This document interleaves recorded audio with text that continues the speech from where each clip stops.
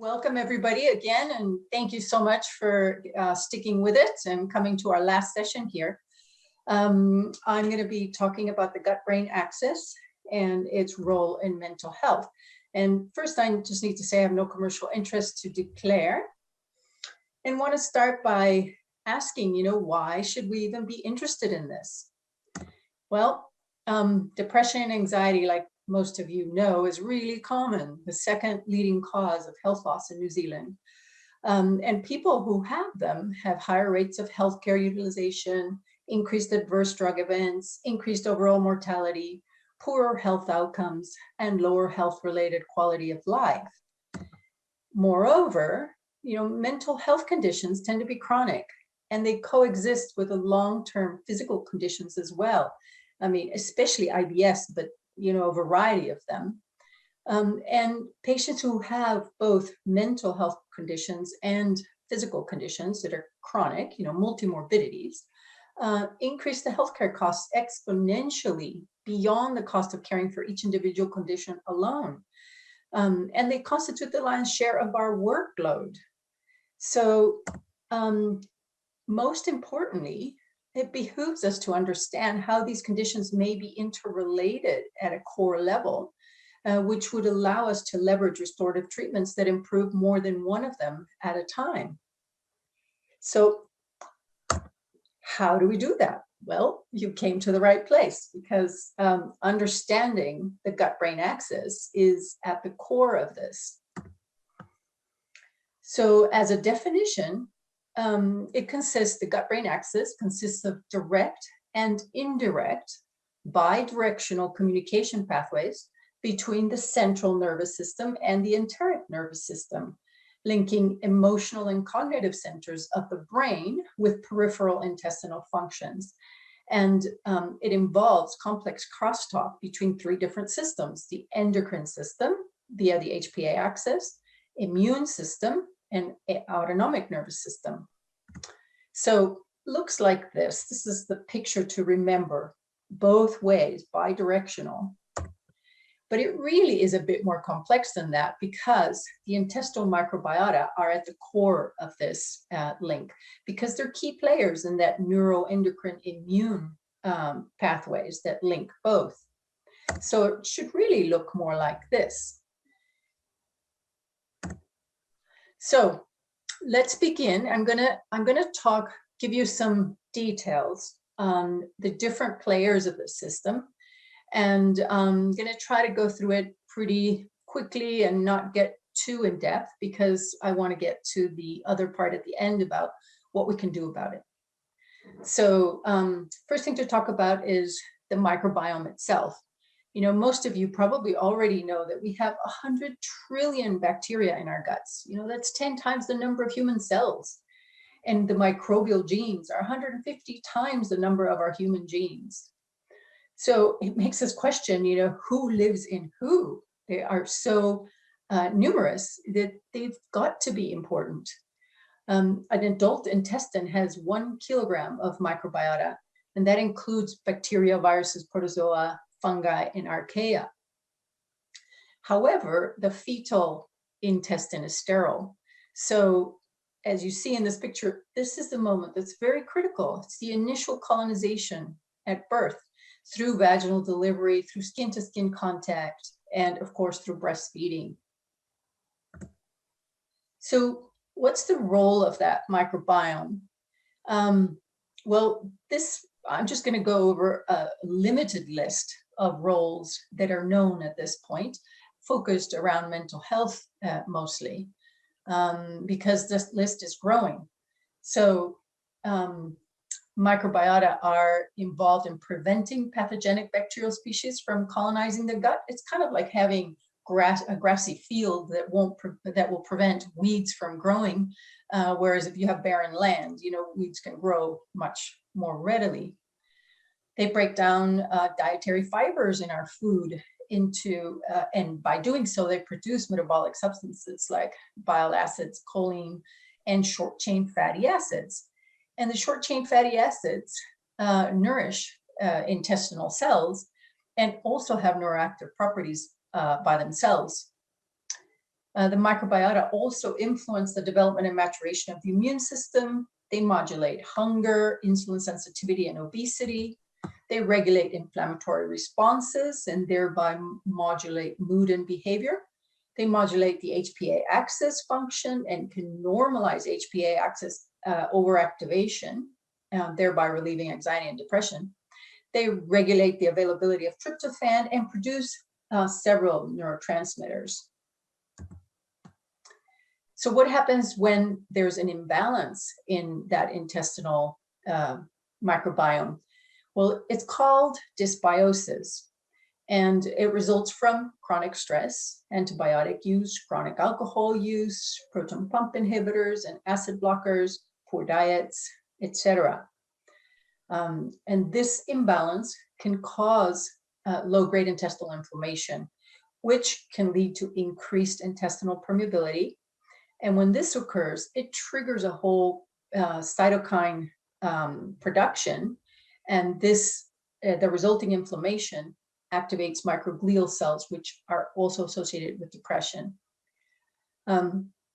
This imbalance can also increase visceral pain response locally and in the gut, and change in chemistry and behavior through afferent nerve pathways in the brain, to the brain. And it can also, an imbalance can also activate the HPA axis, which also leads to inflammation and depression and anxiety. So this is just a article that I thought might be interested, in which they injected fecal samples from depressed patients into the gut of rats that was sterile guts in the rat that didn't have any microbiota. So they observed anxiety-like behaviors and anhedonia. So now I'm going to say a few words about those three arms of communication. You know, starting by the autonomic nervous system pathway. We have both the afferent and efferent branches of the ANS, and the afferent pathway involved is the vagus nerve and the parasympathetic sacral plexus, and these are activated by enteroendocrine cells, which release peptides in the GI gut lumen in response to foods and microbiota, but also they respond directly to metabolic byproducts of microbiota. And this when you have dysbiosis, when you have an imbalance, as I've already mentioned, that produces a low-grade intestinal inflammation, which increases vagal activation and can lead to anxiety as well. And that can be reversed by one of the probiotics, Lactobacillus rhamnosus. The efferent pathways, the sympathetic ones, are triggered by the chronic activation of the CNS through stress or perception of stress. And that also directly affects microbiota composition and can lead to dysbiosis. You're starting to get the sense of how there's multiple connections between these pathways and duplication of these links. Now, the endocrine pathways involve the HPA axis. You see the depressed patients, they frequently have HPA axis alterations. And we also know that increased intestinal permeability can lead to this HPA axis activation. And there's some evidence that some of these probiotics can reverse this. So let's talk about stress. You know, when you have acute stress, it's mostly very adaptive, and the impact on the system is minimal and reversible. But if you have chronic stress, you have a resultant chronic activation of the HPA axis, you have dysregulated immune response, you have an imbalanced microbiota, you have chronically increased intestinal permeability, chronic low-grade inflammation, and that leads to disturbed mood. So a word about the HPA axis in early life, because it's really important. There's a narrow window in early life where healthy gut microbial colonization must occur to ensure normal development of that HPA axis. And that microbiome modulates that HPA axis function in infancy and is critical to the development of an appropriate stress response later in life. So when you have early life chronic stress, that can lead to increased inflammation, chronic overactivation of HPA axis, chronically increased intestinal permeability with subsequent inflammation, and chronic dysbiosis. But moreover, it can increase the overall mortality and morbidity as an adult, as was shown in the ACE study. I mean, the ACE study didn't show this mechanism, but these mechanisms have come to light since then. A word about the immune pathway. Depression and anxiety are associated with elevated markers of inflammation. I've said that these biomarkers are known to be produced with stress.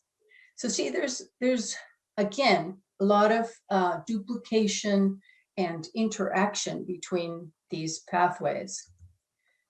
Lymphocytes and dendritic cells in the gut lumen, they can sense what is in the gut lumen and release cytokines, which activate the HPA axis if there's unfriendly bacteria or an imbalanced microbiome. And this increased stress can promote a pro-inflammatory milieu, and in which can cause increased intestinal permeability, and on it goes. Again, very repetitive, very redundant systems. Now, no gut-brain axis talk is complete without mentioning the role of nutrients, because we've discovered that they play a very significant role in mental health. But my colleague, Cindy Villiers, already talked about this earlier, so I'm not going to go into it. This is an illustration of what I just mentioned. It's sort of it encapsulates these pathways. But what I wanted to point out are the circles in red, because they're the inputs to the system. Here, where you see stress and emotions, you have opportunity to intervene, as well as here, with what goes into the gut lumen. And this is another illustration that also includes the HPA axis, which did not appear in the previous one. But what I wanted to point out here is that the gut-brain axis is at the core of, at the foundation of these diseases and many others. So it is fundamental, common fulcrum through which you can affect all these different diseases. And lastly, this is another visual that summarizes nicely what I've said, how the gut microbiota can affect mental health, how your brain can affect the gut microbiota, how food can affect your microbiome, and food can affect positively or negatively, depending on the food, your mental health, and how your mental health can affect your dietary choices. And this is a representation of these nodes that I've talked about. And what I wanted to, for you to have a visual of is how they're interrelated, that these are complex interactions between these different factors, and that it's important to know that you're not just dealing with one thing, because once you want to develop a treatment plan for someone, if you can address all of them, you are more likely to be successful. So what do we do? Well, fortunately, the interventions are very simple. And we all know that we've been talking about how important good lifestyle habits are. And there's plenty of research, and I have plenty of references at the end documenting this. But that is just something simple that you can capitalize on to affect positive changes in any condition, almost any chronic condition in your patients. Even if you don't know details of how to intervene more specifically in each one of those nodes. So, healthy diet. I mean, this is basically an average diet, simple diet that I recommend to my patients. And like Tim said in one of his talks, vegetables are very highly correlated with health. I know, Tim, you were talking about prostatic cancer, but in general, that's an incontrovertible. So I say a minimum half a plate of a variety of vegetables, good quality protein, some nuts, raw nuts and seeds for an omega-3 content, whole foods, especially whole fruits instead of juices and that sort of thing, whole grains, fats, good healthy fats, fermented foods for the microbiome, plenty of water, no sugary drinks, and avoid empty calories and processed foods. Probiotics, they've been shown to effectively mitigate anxiety and depressive symptoms, similar to conventional prescription medications, and fermented foods as well as part of a diet have shown benefits. Most of the studies have been done on mice, but human studies are becoming more prevalent now. And these are just, it's a list of probiotic specific effects that you're welcome to peruse. I don't want to go over my time, so I'm trying to go over some things pretty quickly. And the last intervention sphere is the maternal infant sphere. When possible, encourage vaginal birth and breastfeeding. When possible, avoid antibiotics, especially in infants. It's the time that they're establishing, the first year of life is when they're establishing their microbiome. Recommend fermented foods in pregnancy and lactation, because if the mother doesn't have a healthy microbiome, she doesn't have it to give to her child. She has to be healthy herself. So promote stress management and regular exercise in the mother, in pregnancy and lactation, to be prepared for this. Consider probiotic supplementation, both particularly in the mother, but some probiotics can be given to babies as well. And be proactive in treating pregnant women with IBS. It's another opportunity that as primary care providers we can have. And some ideas for implementation in your practice, have a healthy diet handout that is ready to just give, so that if you're in a hurry, you can just give information. There's patients that are really interested in doing something else that they can do to get better. Recruit the help from a health coach. And like I said in my previous talk, I have that resource at the end, but they are trained to support GPs to help their patients make lifestyle changes. Use your green prescriptions. Recommend meditation groups and phone apps. Consider co-managing these patients with a naturopath, because they are well trained in the gut-brain axis. Develop your own wellness program. One of my colleagues talked about it.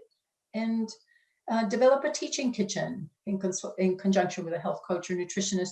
This is a cutting edge. And now Stanford Medical School has a culinary medicine curriculum, teaching medical students how to do this, how to teach their patients, how to cook appropriately, and more about nutrition and how to teach their patients, because it is foundational. So take-home points. The gut-brain axis is bidirectional communication system between the brain and the gut via neuroimmunoendocrine pathways. with the intestinal microbiota at its core. And this visual helps you remember that. Remember, this is a really critical time for baby and mother. So support mother in having a healthy microbiome and have good stress management techniques during pregnancy and lactation, and promote vaginal birth and skin-to-skin contact and breastfeeding.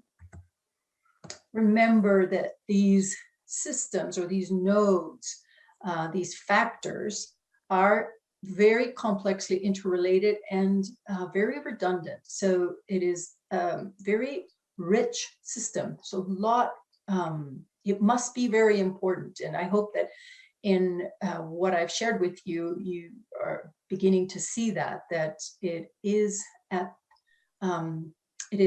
very important for our system to function, to know these different parts. And remember, start simple. These diet, stress management, exercise, probiotic foods is attainable to everybody. And things on the left are supportive, healthy diet, fiber, for fermented foods, probiotics, vaginal birth, breastfeeding, stress management, and exercise. And they're all things that you can do pretty much or promote safely without a lot of more education, and be aware of the detrimental factors in this system. And here are some resources. Again, those health coaches I mentioned, and the Institute for Functional Medicine, lots of training courses, ACNIM, lots of excellent training courses, and AMA, lots of training courses. These are 2 books about nutrients and mental health that you might be interested in. And for your free time, lots of references. Thank you for your attention.